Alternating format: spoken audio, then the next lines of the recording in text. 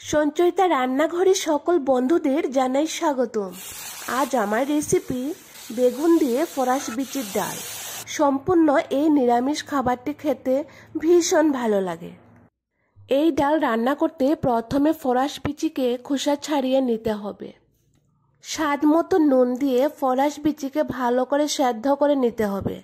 আমি প্রেসার কুকারে সেদ্ধ করে নিচ্ছি, যদিও বা কড়াতে বা ডেগেতে সেদ্ধ করলে স্বাদটা খুব ভালো আসে। বেগুনকে টুমটুম ছোট ছোট করে কেটে নুন, হলুদ, কাঁচা লঙ্কা দিয়ে ভেজে রেখে দিলাম। বেগুনকে এমনভাবে ভাজতে হবে যাতে বেগুন গলে না যায়। মাঝারি আঁচে ভালো করে নেড়েচেড়ে বেগুন ভেজে রেখে দিলাম। তারপরেই তো ডাল যেভাবে সম্ভার দেওয়া হয় ঠিক সেভাবে শুকনা লঙ্কা, তেজপাতা, পাঁচফোড়ন এবং আদা কুচি ভালো করে ভেজে ডাল সম্ভার দিয়ে দিলাম। খুব ভালো করে যখন ফুটে উঠবে তখন বেগুনগুলিকে দিয়ে দিলাম। একেবারে শেষে ধনেপাতা দিয়ে নামিয়ে নিলাম।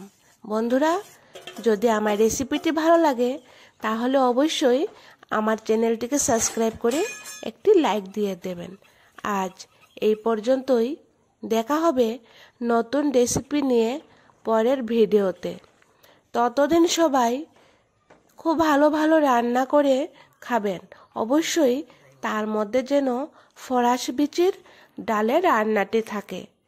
এই ফরাস বিচির ডাল আপনারা আর কে কিভাবে রান্না করেন আমাকে কমেন্ট করে জানাবেন। অবশ্যই আমি আমার রান্নাঘরে সেই রান্নাটি রান্না করে দেখাবো। সকলে খুব ভালো থাকবেন। বাই।